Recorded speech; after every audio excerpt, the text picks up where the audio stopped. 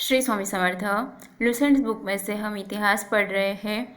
उसमें हमारा संगम युग चल रहा है। उसमें पार्ट 2 देखते हैं। जो 3 संगम आयोजित हुए थे वो कहाँ कैसे हुए थे वो देखते हैं। स्थान, अध्यक्ष, संकलित महत्वपूर्ण ग्रंथ। प्रथम संगम मदुरा, समुद्र में विलीन। उसके अध्यक्ष थे अगस्त्य। संकलित महत्वपूर्ण ग्रंथ थे अकट्टियम, परिपदाल, मधुनारई, मुदुकुरुकु तथा कलारी आविरे। कोई भी इनमें उपलब्ध नहीं है। दूसरा संगम आयोजित हुआ था कपाटपुरम, अलैवाई, समुद्र में विलीन। अध्यक्ष थे अगस्त्य और संकलित महत्वपूर्ण ग्रंथ थे तोल्काप्पियम, तमिल व्याकरण, रचनाकार तोल्काप्पियर। तीसरा संगम आयोजित हुआ था मदुरा। उसके अध्यक्ष थे नक्कीरर। उसमें संकलित महत्वपूर्ण ग्रंथ थे नेदुनथोकई, कुरुनथोकई, नत्रिनई, एंकुरु, बुरु, परिपादल, कुथु, वरी, पेरिसई तथा सित्रिसई आदि। इलांगो कृत शिल्पाधिकारम एक उत्कृष्ट रचना है जो तमिल जनता में राष्ट्रीय काव्य के रूप में मानी जाती है। इनमें कावेरी पट्टन के कोवलन, उसकी पत्नी कन्नगी एवं नर्तकी माधवी की प्रेम कहानी है। मदुरा के बौद्ध धर्मावलंबी व्यापारी सीतलई सत्तनार ने मणिमेकलई की रचना की। इसमें राजकुमार उदय कुमारन एवं मणिमेकलई कोवलन एवं नर्तकी माधवी की पुत्री की प्रेम कहानी है। इस ग्रंथ की कहानी दार्शनिक एवं शास्त्रार्थ संबंधी बातों के लिए बनाई गई है। इसका महत्व मुख्यतः धार्मिक है।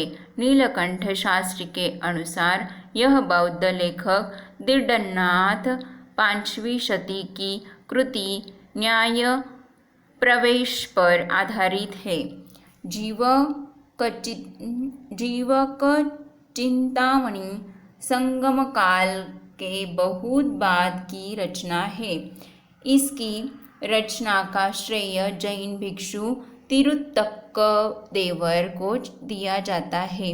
कहा जाता है कि तिरुत्तक्कदेवर पहले चोल राजकुमार था जो बाद में जैन भिक्षु बन गया।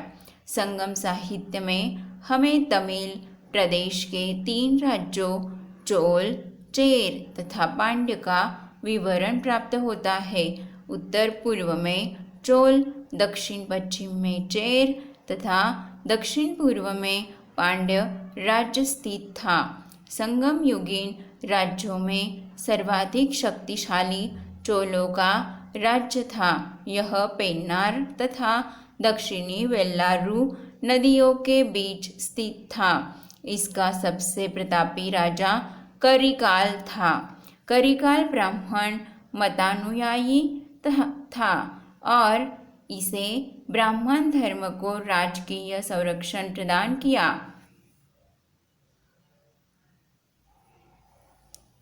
पुहारपत्तन का निर्माण इसी के समय हुआ।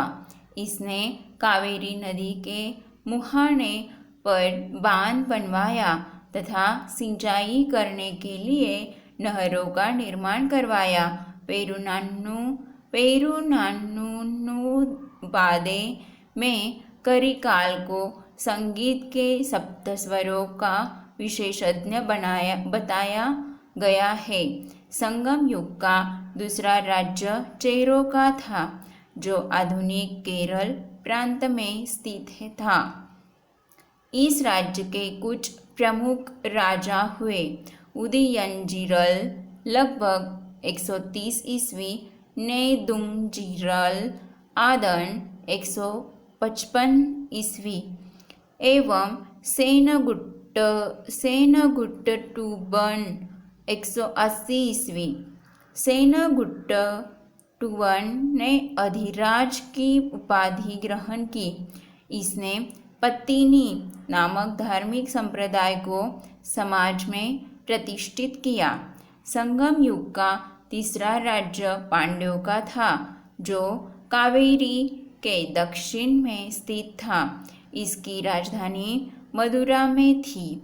पांड्य राजाओं में नेदुमचेलियन लगभग 210 ईस्वी सबसे शक्तिशाली था। संगम युग में मंत्रियों को अमाइक्चान या अमाइक्चार कहा जाता था। राजधानी में एक राजसभा होती थी, जिसे नालवई कहा जाता था।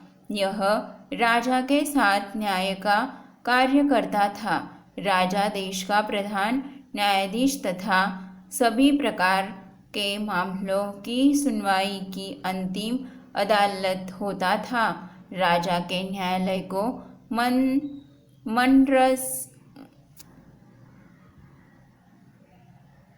मंडरम कहा जाता था। चोरी तथा व्यभिचार के अपराध के लिए मृत्युदंड दिया जाता था। झूठी गवाही देने पर जीभ काट ली जाती थी।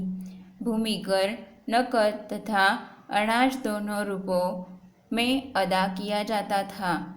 संभवतः यह उपज का छठा भाग होता था, किंतु कभी कभी इसे बढ़ाया जाता था।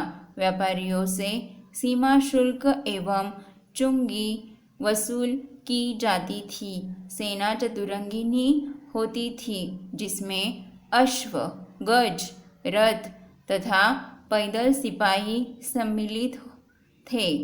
नागड़ा एवं शंख बजाकर सैनिकों को बुलाया जाता था। युद्धभूमि में वीरगति पाने वाले सैनिकों के सम्मान में पत्थर की मूर्ति बनवाए जाने की प्रथा थी।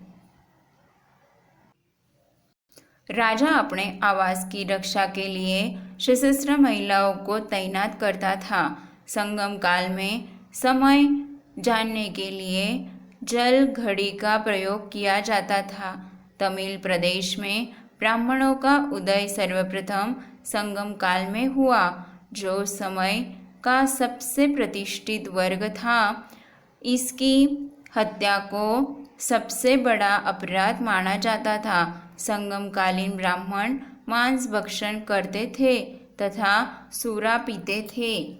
ब्राह्मणों के पश्चात संगम युगीन समाज में वेल्लार वर्ग का स्थान था। इसका मुख्य पेशा कृषि कर्म था। संगम साहित्य में व्यापारी वर्ग को वेनिगर कहा गया है। संगम साहित्य में दास प्रथा के अस्तित्व का प्रमाण नहीं मिलता है। तोल्काप्पियम नामक तमिल रचना से ज्ञात होता है कि संगम काल में विवाह को संस्कार के रूप में मान्यता प्रदान की गई थी। इसमें हिंदू धर्मशास्त्रों में वर्णित विवाह के 8 प्रकारों ब्रह्म, दैव, आर्ष, प्रजापत्य, असुर, गांधर्व, राक्षस तथा पैशाच का उल्लेख मिलता है। प्रणय विवाह की मान्यता दी गई थी, जिसे पंचतीनई कहा गया है। एक पक्षीय प्रणय को कैकिन्नई व अनुचित प्रणय को पेरुंदिनई कहा गया है। संगम काल में चावल मुख्य खाद्यान्न था। इसे दूध में मिलाकर सांभर नामक खाद्यान्न तैयार किया जाता था। नर्तक नर्तकियों व गायकों के दल धूम धूम कर लोगों का मनोरंजन किया करते थे। संगम साहित्य में इन्हें पाणर व वैडई लियर कहा गया है। तमिल साहित्य में मच्चेलियर तथा ओवैयर जैसी कवयित्रियों की चर्चा हुई है, जिससे स्पष्ट है कि इस काल की स्त्रियां सुशिक्षिता होती थी। संगम काल के लोग कौवे को शुभ पक्षी मानते थे, जो अतिथियों के आगमन की सूचना देता था। कौवे नाविकों को सही दिशा का भी बोध कराते थे।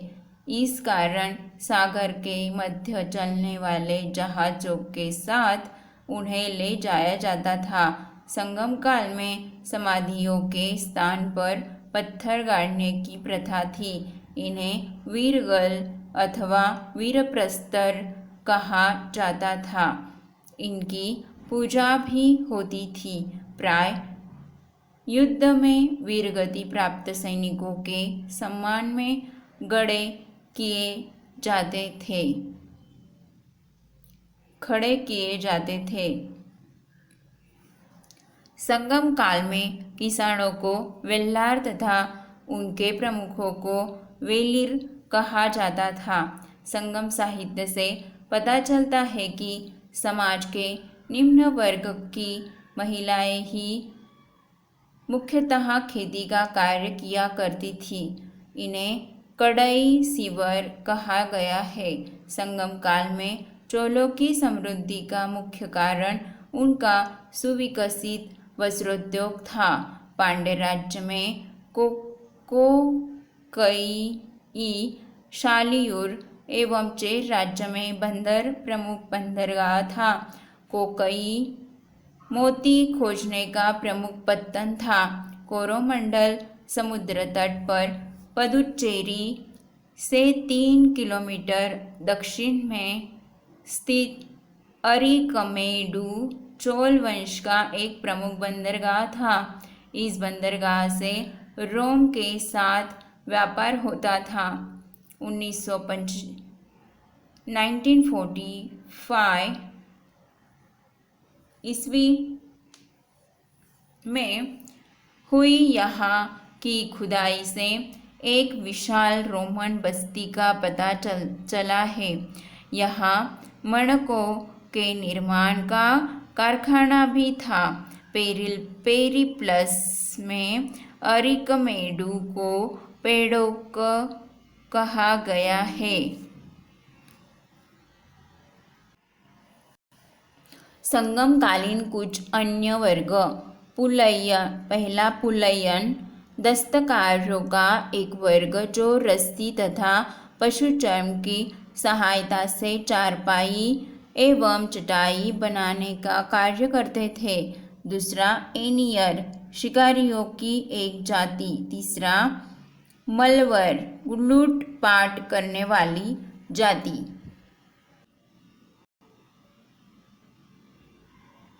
नोट: संगम काल में ही मिस्र के एक नाविक हिप्पोलस ने मानसूनी हवाओं के सहारे बड़े जहाजों से सीधे समुद्र पार कर सकने की विधि खोजी। तमिल देश का प्राचीन देवता मुरुगन था। कालांतर में उसका नाम सुब्रह्मण्य हो गया और स्कंद कार्तिकेय के साथ उसका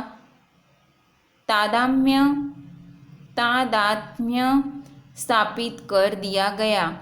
हिंदू धर्म में स्कंद कार्तिकेय को शिव पार्वती का पुत्र माना गया है। स्कंद का एक नाम कुमार भी है और तमिल भाषा में मुरुगन शब्द का यही अर्थ होता है। मुरुगन का प्रतीक मुर्गा माना जाता था तथा उसके विषय में यह मान्यता थी कि उसे पर्वत पर क्रीड़ा करना अत्यधिक प्रिय है। उसका अस्त्र बर्छा था। कुर्वस नामक एक पर्वतीय जनजाति की स्त्री को मुरुगन की पत्नियों में माना गया है।